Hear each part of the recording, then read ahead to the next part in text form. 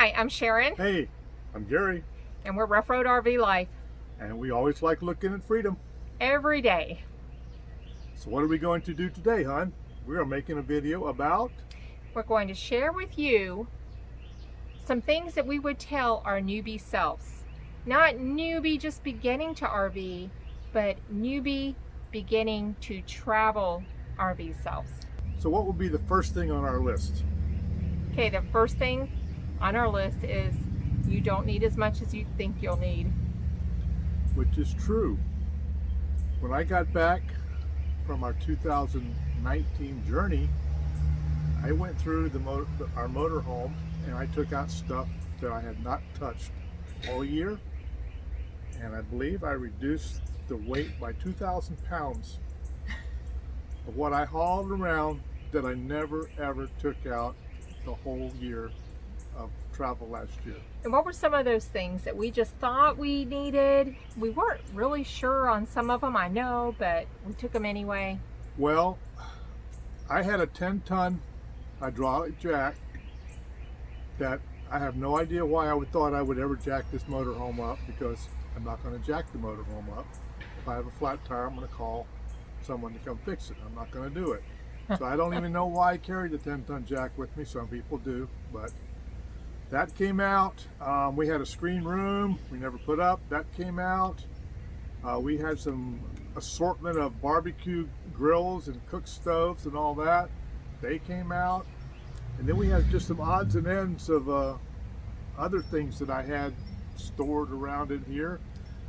One thing we got rid of was our dog cages. Yeah, some of these things very early on in our journey did we say, wait a minute, let's rethink this. And one of those was the dog cages. And correct. We wanted them because Tara was so comfortable in her dog cage. And plus the fact that if we had to leave or had to go to a motel or something like that, I felt like we had to have the dog cages. But our dogs are pretty good size. They're 55 pounds and these were pretty big cages. And it just got old stacking them from one side to the other, and they don't tear things up. There really wasn't a need for it. So that was one of the first things to go very early on. And I was carrying stuff like DEF fluid, DEF fluid, diesel exhaust fluid. Wasn't really sure how much this motorhome would use going down the road, and I found out it was very little. Not enough to warrant me carrying 2 cartons of it with me, because I can get it anywhere, any auto parts store, any truck stop. So as soon as I used it up, I didn't replace that. And I also had some extra fluids and stuff that I was carrying that I found I just don't need to carry it because I can get it anywhere. Right. I guess the bottom line is it becomes very blatant things that you don't need or things that are in the way.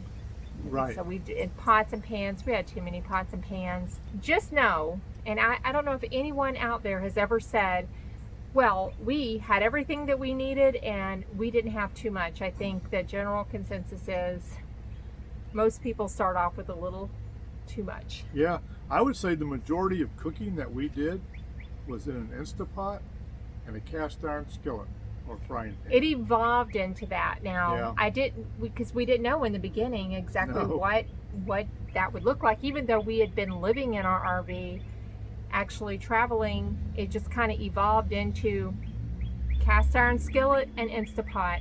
Every now and then another saucepan, and that was it. Yeah, that's about it. You know, you don't need to carry the kitchen with you.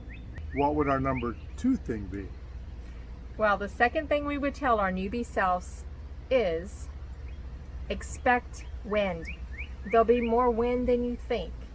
And we experienced that on our very first stop. Yeah, pretty much. I mean, we're from Florida, and we have wind here in Florida, but it's, I guess, what we call normal wind.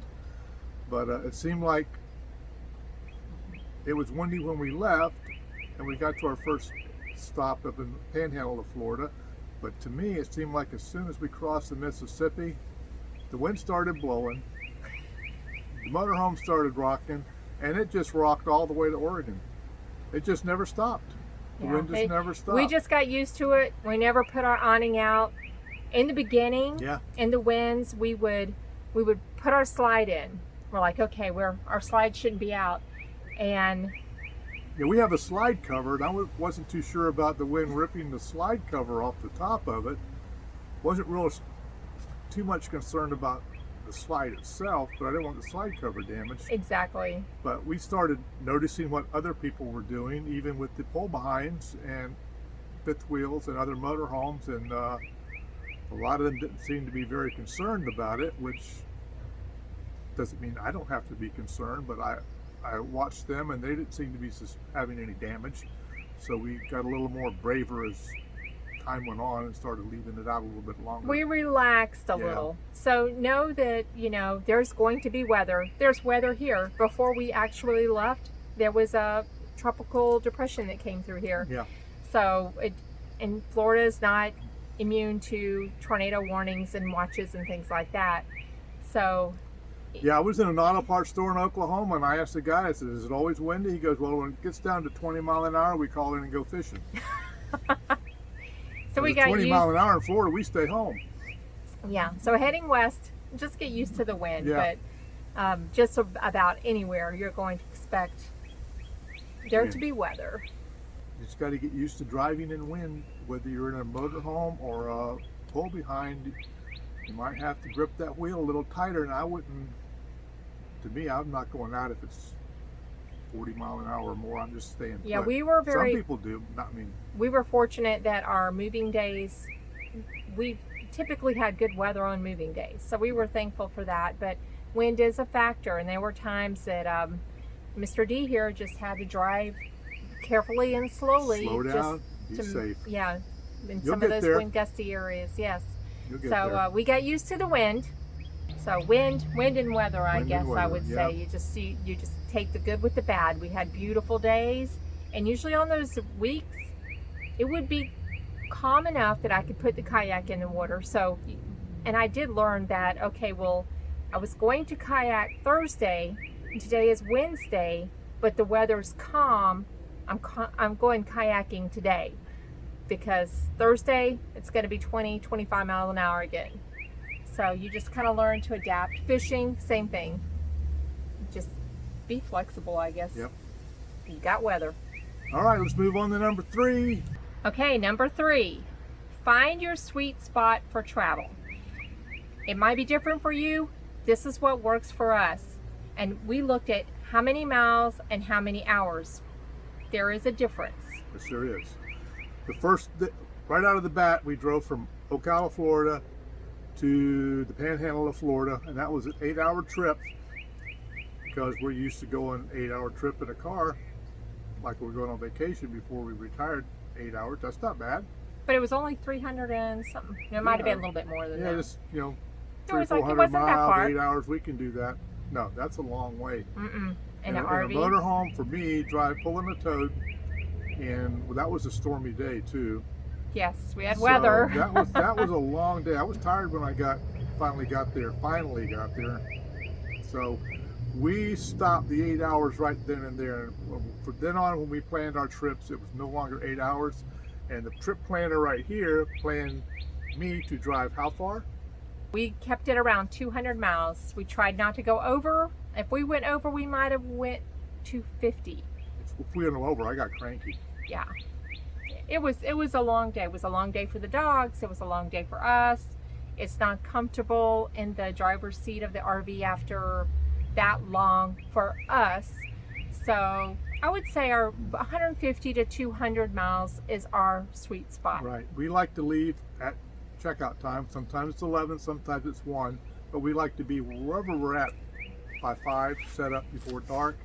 Now I understand that some people RV and they're on a time schedule, vacations. They got to get here. They got to get back. We used to do that. Yeah, we've been Kamikaze there and Yeah, kamikaze but back. we're retired and we're in no hurry. So 200 miles is a good distance for us. Mm-hmm. And we usually stay the place for a week.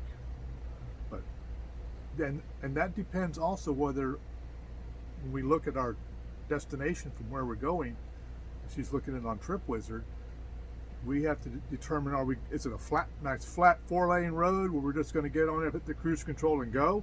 Or are we going to be going up and down grades? Is it going to be a 25 mile an hour crosswind and not a tailwind, because the wind makes a difference whether it's hitting you head on from the rear or from the side.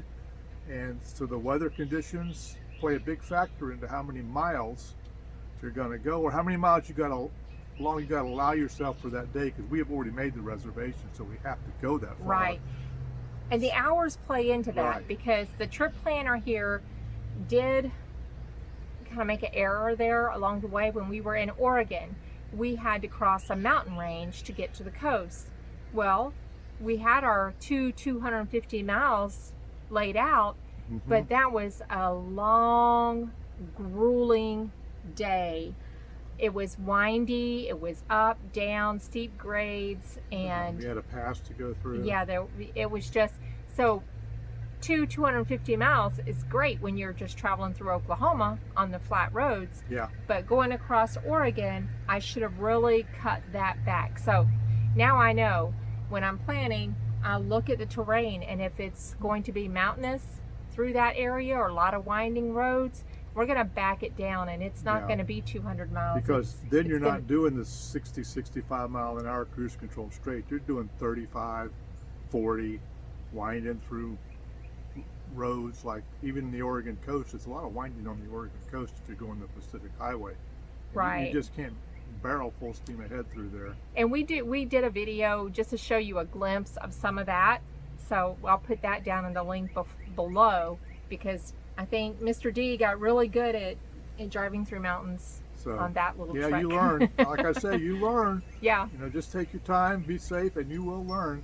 But that was one thing that we would be more conscious of from our 2019 trip, going back to 2018. We were planning it, is not just mileage, but also weather conditions and terrain. All right. All right. Okay. Now let's see what number 4 is. Okay, the fourth thing we would tell our newbie RV selves is your breakdown and move and towed hookup is going to become automatic. As traumatizing as it was in the beginning, it gets easier. Yes, because we had bought the motorhome and we had made trips in the motorhome, but not with the tow vehicle until we got ready to go on our 2019 journey. Then we installed all the hookups that we needed to tow our Acura MDX. And we did a practice run, practice here, hooking it up, did a practice run up to the dump station and back. So yeah, it's major stress over here. Oh my goodness. But so we took off, and you know, after a few hooks and unhooks, we got really proficient at it, and it's actually very easy to do.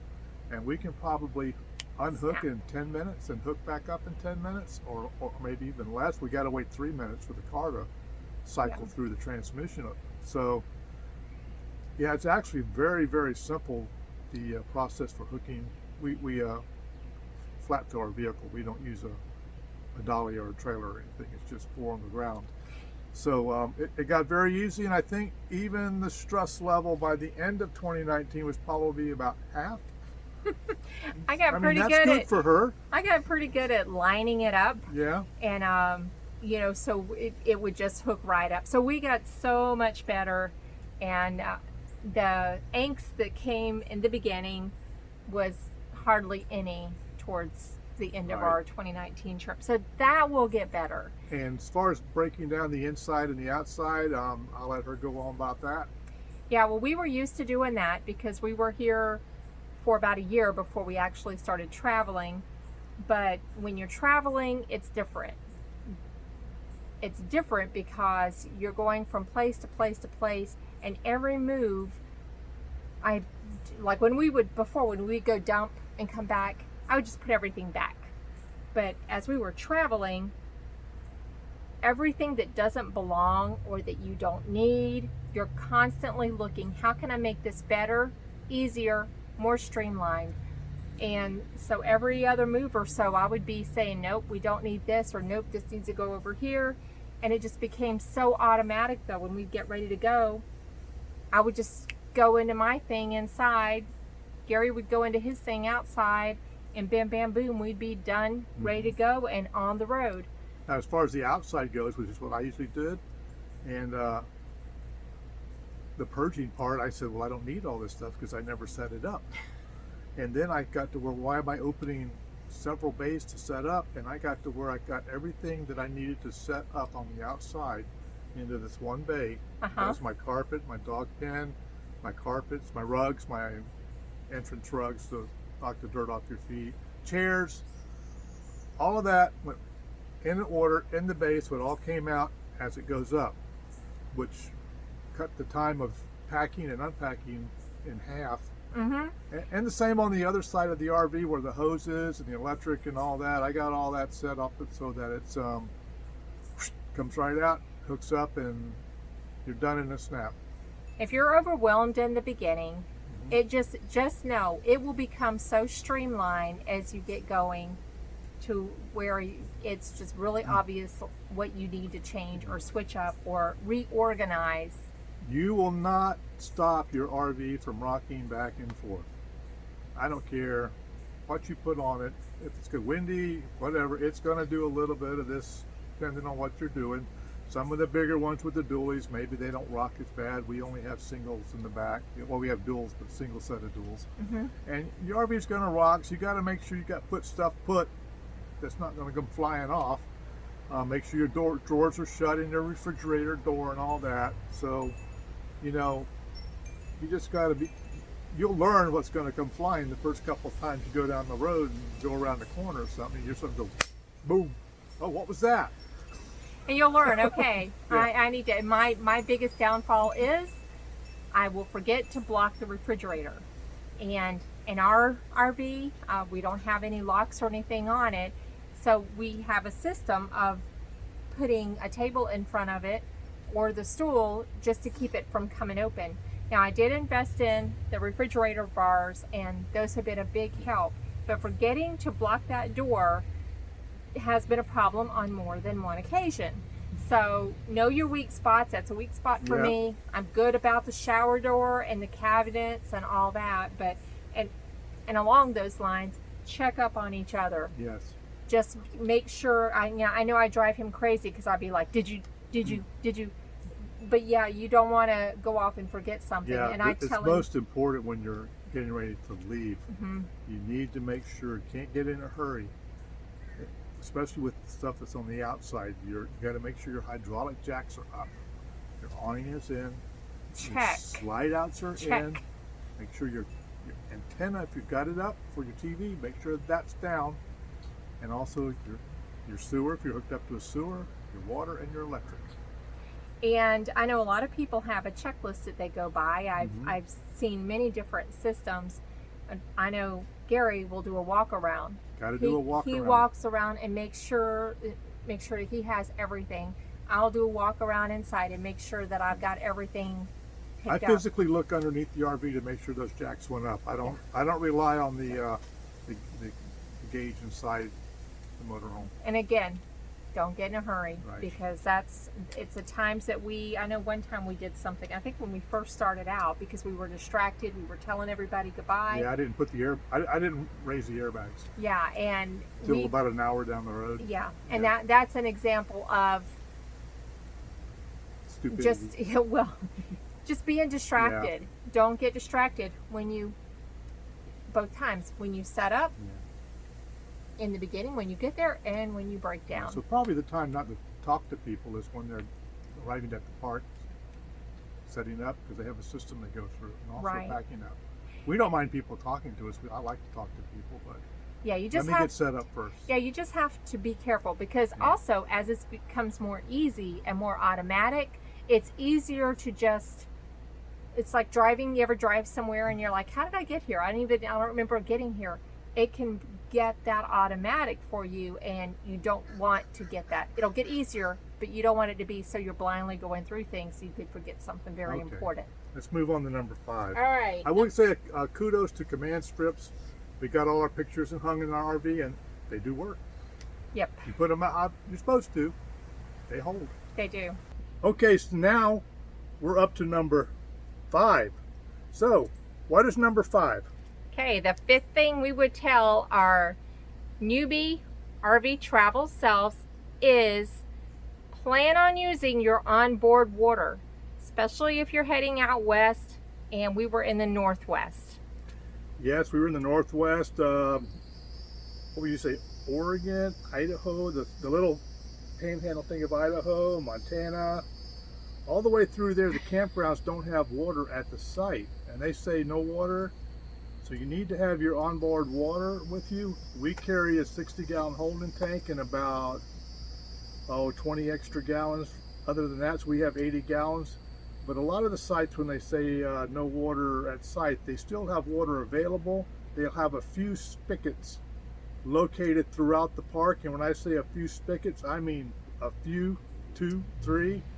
One park we were at, the spigot was actually behind somebody's campground. You had to walk through the campground and say, excuse me, I got to fill my jugs. Hey neighbor, just filling. Yeah. Just keep that in mind, unless you've got 300 feet of hose you want to run to find a spigot, to either carry some water with you or make sure you got water with you. And a lot of times the dump stations will have water, fresh water there for They'll you have to a fill fresh up. water fill at the dump station. Yeah, to refill your tanks. Because one that was a state park, didn't have water or dump station. Yes.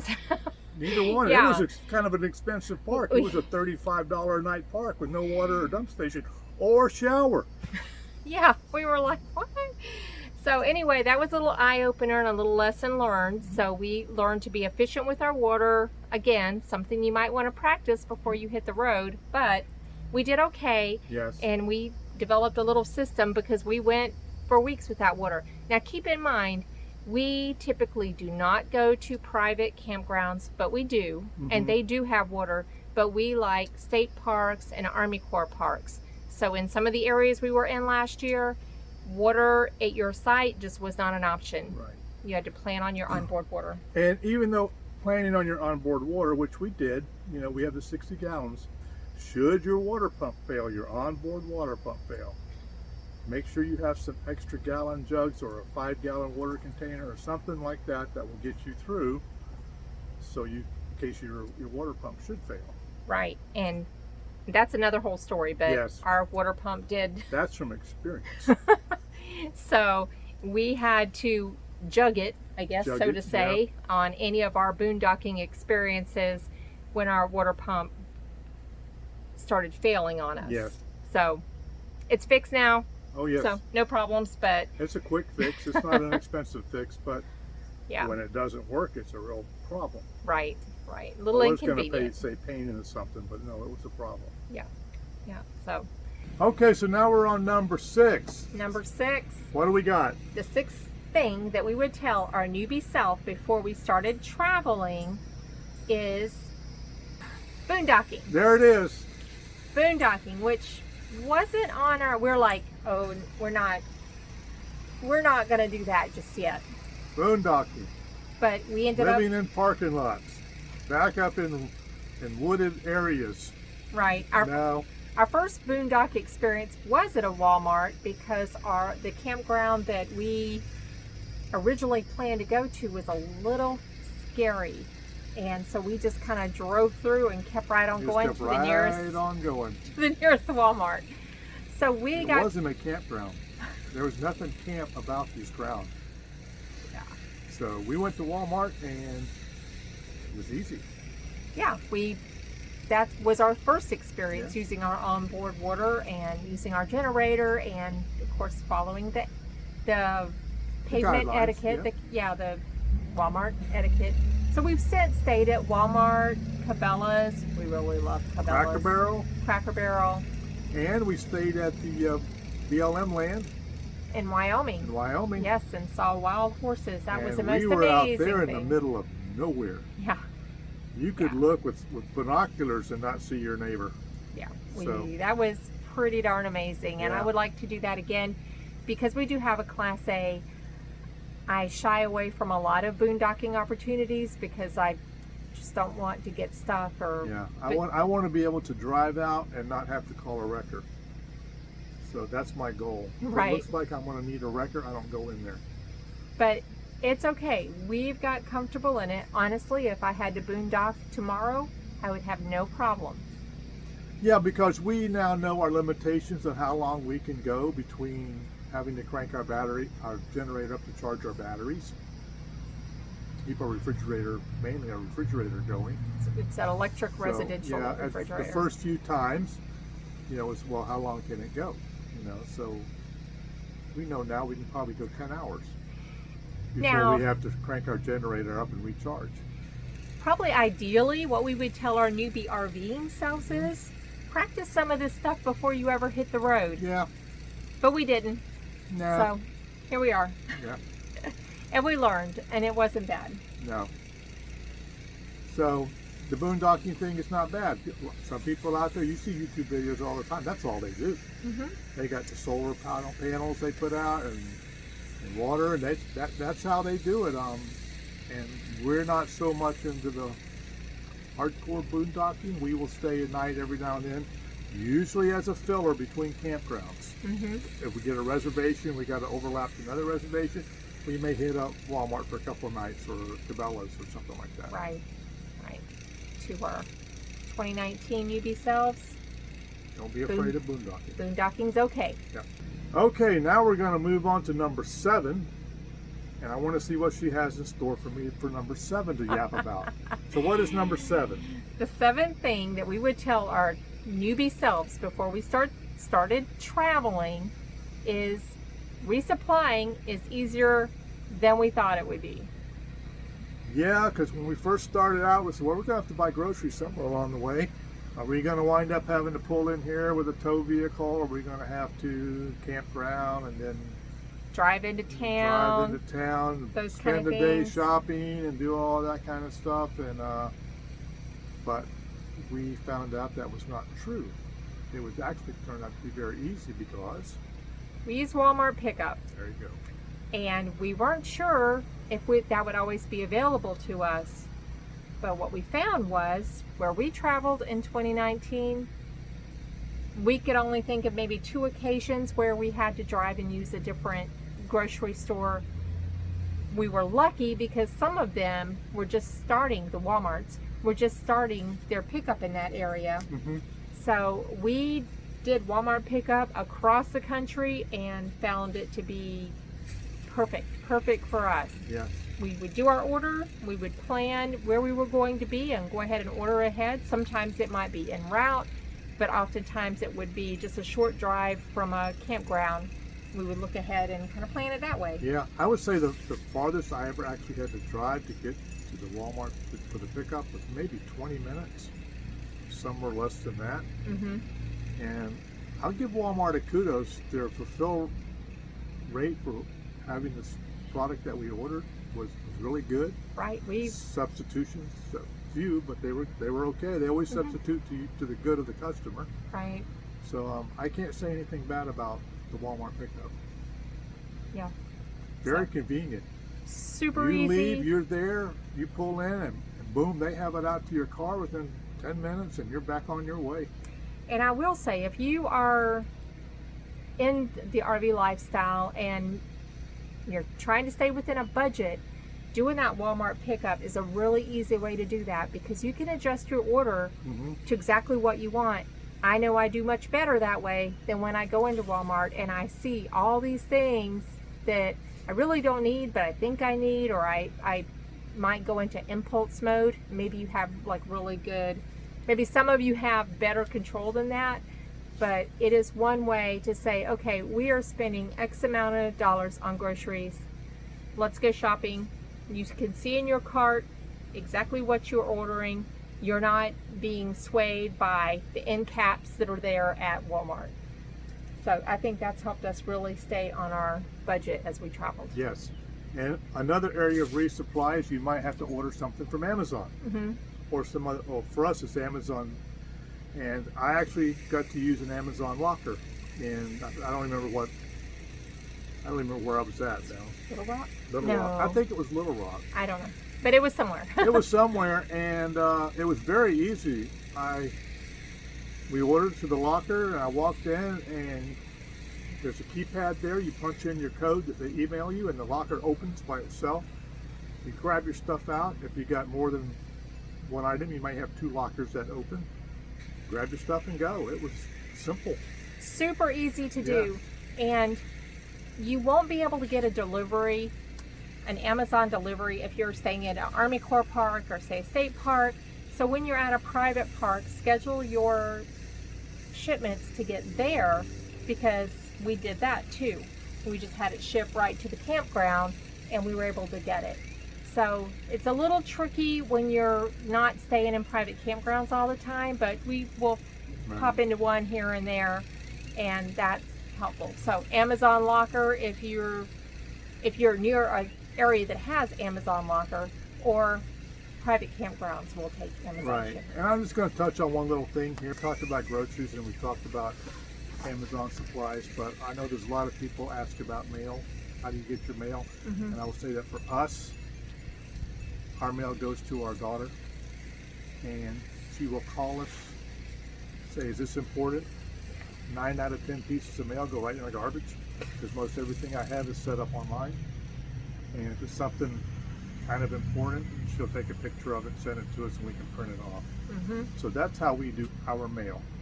There's lots of mail services out there, but for us, that's what we do. Yeah, and I know if you have someone who can do that for you, that works. Of course, like you said, there's mail services. Yes. So we don't miss a beat. No.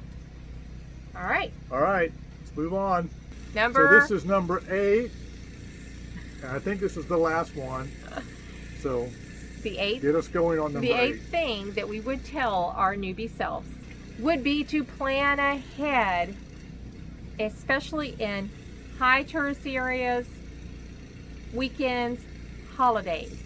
Now, I know a lot of you are out there are just, and there's many RVers that just, they go and they wing it.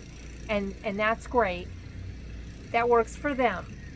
But for me, as a planner, I had our trip planned all the way to Colorado, but I delayed planning our next leg to Oregon. And what I found when I started working on that was many of the campgrounds we wanted to get into were full. Oh, you'll see a lot of those when you're traveling, especially during tourist season. Campground full, campground full, campground full, campground full. Believe it or not, the camping industry is doing well. So we had to change some things. Some of our plans, we had to stay like 2 nights here, 5 nights here. One campground, we had 3 different booked sites just to get 5 days in the campground. So I really learned my lesson there, that during summer and those touristy areas, and that was even going and coming from, through Wyoming and Washington, down to Oregon, Idaho, all those places, I was scrambling and a little bit panicked that we weren't going to find a place to stay, or the places that we wanted to stay. We like to stay a week. So we kind of had to adjust our expectations and our plans during those times, because even though I was planning a few weeks ahead, it wasn't enough. So just know that during some certain times of the year, we're in Florida. As soon as these campgrounds come open, you better be booking, because they book up a year in advance. Yes, they do. So that's another one. It's kind of hard to come here to Florida wing it unless you're okay with a night here and a night there and a night here. Yeah. If you can even get in, or maybe not even get into a campground that night and have to end up boondocking at the Walmart. So plan ahead. I learned that lesson, in especially weekends, especially holidays, especially summer. And like I said, we use the RV Trip Wizard for our trip planning. And I will add that is something I would tell my newbie self, is to do that. Go ahead and just purchase it sooner rather than later. Oh, was it $50? No, it will. At the time that we purchased it, it was $39 or $40. But I'll put the link down. I mean, of course, it's not a bank-breaking high dollar program. But it is so amazing, because you can plot your trip out. It tracks all your expenses. You put your parameters in to determine how far you want to drive. And it has all of our stats from 2019, because I went back and plugged all that in. But we did the first half of our trip without Trip Wizard, and just looking at several sources, trying to determine, can we go on this road with our RV? It'll bring up roads, it'll bring Yeah. up grades, it'll bring up bridges, and it'll also Yeah. bring up every campground in that area that you set. And you can set filters. Yeah. If you want to look for a state parks only or whatever you want to do, it's a really comprehensive program. Worth it if you are starting full-time RV life and travel, or even if you're just doing, hey, I'm gonna head out in my RV for summer travel. It's worth it. It's worth it. Hmm. RV Trip Wizard is worth it, and get yourself a good tire pressure monitoring system. That's worth it. Okay, so those are our 8 things that Yep. we would tell our newbie selves before we hit the road full-time traveling in rough road. Right. Now, of course, there's so much more than just 8 things, right? We could go on. So we're going to be continuing to share tips and tricks and things that we have learned along the way. I'm sure there's things that a year from now we'll tell our Yeah. 2020 selves, right? I think we may post something about our budget, our expenditures. We are going to share our stats. So stay tuned. Yep. We review campgrounds and we review our field trips because we like sharing the first-hand look at where we're going and what we're doing. And we hope that it helps you in planning your trips. So I am Sharon, I'm still Gary. and we're Rough Road RV Life We like looking at freedom every day. every day. Safe travel. We like looking at freedom every mile we roam. Traveling this great country, an old rough road. Over hills and valleys, through rain or sunshine, 'cause we like